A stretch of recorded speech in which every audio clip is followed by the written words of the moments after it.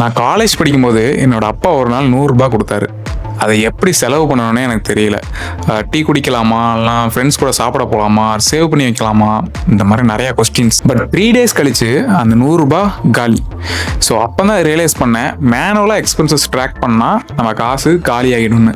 This is day 7 of sharing 30 tools that help your business grow. அப்போ தான் for the first time I started searching for a system to track my money. Later பிஸ்னஸ்லையும் same problem. So expenses எங்கே போகுதுன்னு track பண்ணுறதுக்கு நான் find out பண்ண tool தான் Zoho expenses. இதில் நம்ம எக்ஸ்பென்சஸை மேனுவலாக என்ட்ரி பண்ணாலும் ஓகே, ஆர் நம்ம பேங்க் அக்கௌண்ட்டையும் டைரெக்டாக கனெக்ட் பண்ணிக்கலாம். இது மூலயமா ஆட்டோமேட்டிக்காக நம்ம எக்ஸ்பென்சஸ் கேட்டகரைஸ் ஆகிடும். இப்படி ட்ராக் பண்ணும்போது நம்ம எக்ஸ்பென்சஸ்லாம் எங்கே போகுது, எங்கே நம்மளோட எக்ஸ்பென்சஸை கண்ட்ரோல் பண்ணுங்கிற டீட்டெயில்ஸ் நமக்கு கிடைச்சிரும். இனிமே 100 ரூபாயா இருந்தாலும் 1 lakh இருந்தாலும் கேஷ் ஃப்ளோ கண்ட்ரோலாக இருக்கும். இன்னும் எக்ஸ்பென்சஸை நோட்டில் எழுதி ட்ராக் பண்ணுறவங்க ஃப்ரெண்ட்ஸுக்கு இந்த ரீலை ஷேர் பண்ணி பேஜை ஃபாலோ பண்ணிக்கோங்க.